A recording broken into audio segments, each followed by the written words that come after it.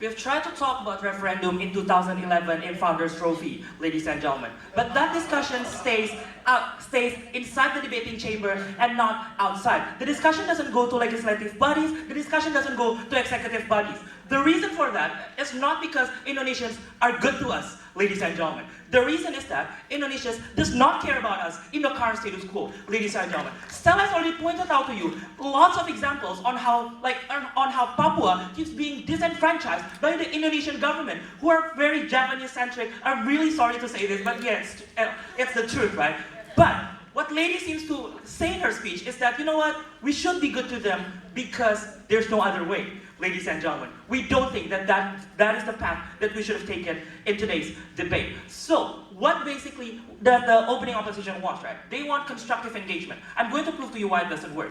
Because the bargaining power of Papua inside of Indonesia is inherently going to be different, ladies and gentlemen. Because hierarchically, legitimately, Indonesia is more legitimate as a political entity as compared to what they say, right? As compared to the West Papua Liberation Movement. Just like what they said, they're being considered as an illegal armed group, ladies and gentlemen. That is why our constructive engagement never works, because Indonesia knows that we have the bargaining position over Papua, ladies and gentlemen. And it is worse, right? Because Indonesia has tried to deliberately exclude Papua from all of the narrative that includes Indonesia. For example, when West Papua wants to become the member of the Melanesian Spearhead Group, Indonesia steps in and menikung those people, and so that Indonesia is being granted as an observer, so that West Papua cannot directly apply again, ladies and gentlemen. Indonesia doesn't do this because they feel like they have a Melanesian identity. They just do this because they want to piss off Papua, ladies and gentlemen, to keep them from being exposed to the international community and to keep them from being exposed to the Western society, ladies and gentlemen. That is the thing that we don't want under our side, and we think that that should change. But constructive engagement can only work better under our side of the house if you have violent separation, because only then you're going to give them a threat, ladies and gentlemen. You're going to give them a threat towards Freeport, a threat towards their investors, and a threat towards all of the benefits that you can only gain inside of Papua, inside of Papua and other Eastern Indonesian areas. Ladies and gentlemen, that's the only time where constructive engagement can work, because now we elevate the bargaining position of Papua, ladies and gentlemen. That can only happen under our side of the house. They need to prove why suddenly constructive engagement is good and can happen to begin with. But secondly, they say, you know what, we have autonomous regions already, ladies and gentlemen. Well, the reason why autonomous regions doesn't work is that inherently, after the independence, there is an inherent inequality between areas.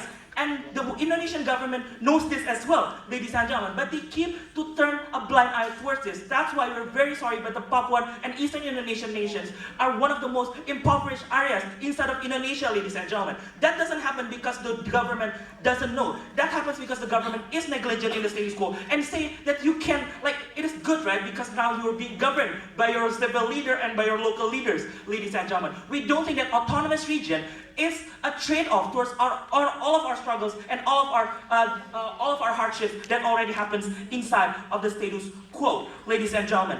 But then they say, you're going to justify aggression against us and therefore it's bad. Look, let's take a look at the comparative, right? Because in the current status quo, ladies and gentlemen, the Indonesian government has applied massive, excessive forces towards all of the people who want to separate inside of Indonesia, ladies and gentlemen. But they don't call that aggression is justified to begin with, ladies and gentlemen. People don't care about the aggression that happens to the Papuan people, ladies and gentlemen. So, in this breath, we need to analyze what is good for the separatist movement, right? Do we want to lean in and to stay true to the narrative that we are just oppressed, we're just poor people and uneducated people compared to the Japanese people? Or do we want to change and we want to break down the system of the governments inside of the status quo? We think that our side of the house provides betterment for the separatist movement at the end of the day. Because we think that under our side of the house, it is more likely to succeed, right? Because in the past, we are used to do sporadic movements inside of all of the areas inside of Indonesia. This doesn't work for two reasons. First of all, there are only small factions inside of one small area, so it is easier for the government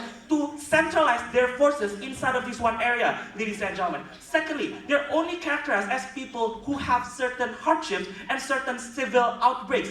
ladies and gentlemen. Those are only characterized as just an ethnic outbreaks, ladies and gentlemen. We think that under our side, where you unite different provinces, different ethnicities under Eastern Indonesia who are already impoverished, you're going to create a narrative and you're going to create an excessive force that is against the Indonesian government to begin with, ladies and gentlemen. That can only happen if you unite and you take up arms and you decide to be violent towards your opposition, which is the Indonesian government in this instance. That is what we say. In order to achieve the end goal of the separatist movement, you need to do this because that is the only way you can get a force large enough to topple the Indonesian government at the end of the day. Yes. If Indonesia has deployed many army, it will be completely harder for you to create a united armed force and attack a strategic point at one time.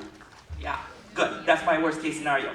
Okay, what happens if this doesn't work and the government retaliates? We think that it is also good to some instance, right? Because then there is a valid evidence that there is a repression for the state that is systematical as opposed to just certain protests inside of the civil and ethnic outbreaks, ladies and gentlemen. Because the reason why Indonesia excuses themselves in the status quo, they don't give enough budget towards Papuan, for example, is because they say either we don't have enough budget, so we have to do budget cuts, for example, or we are currently progressing. But this progress has happened during the presidency of Megawati, SBY, and Jokowi, ladies and gentlemen. We say that those over-promises like building toll roads has never happened inside of the status quo and that has never gained direct benefits towards Indonesian, like Eastern Indonesian people. Under our side of the house, you will create things like civil wars. We concede to that. But at the end of the day, there will be a blow-up inside of the media, and also there will be a blow-up inside of the international world. And finally, there will be a discourse inside of the international society on what to do in this kind of thing. That is how you can expose things like human rights violation as well towards these people, ladies and gentlemen. Because finally, the sheer force of a civil war is not something that the international community will turn their blind eye to. But we have already told you, in principle, why is this good? Because just like on how we have been colonialized by the Dutch, the Eastern Indonesian community has been colonialized by our people, ladies and gentlemen. And the fact that we can succeed by having a sheer force with Javanese, Sumatranese, Kalimantanese in order to fight against the Dutch, ladies and gentlemen, because the Dutch has oppressed us, we say that under current status quo, where we have been colonialized by the Indonesian government, we should also take up arms and do the same thing like what we did beforehand. Thank you.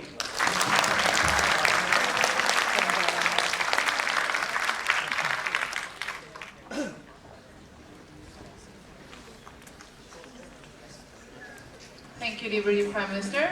Now to close the opening half of the debate, I'd like to welcome the Deputy Leader of Opposition, Akbal. Here.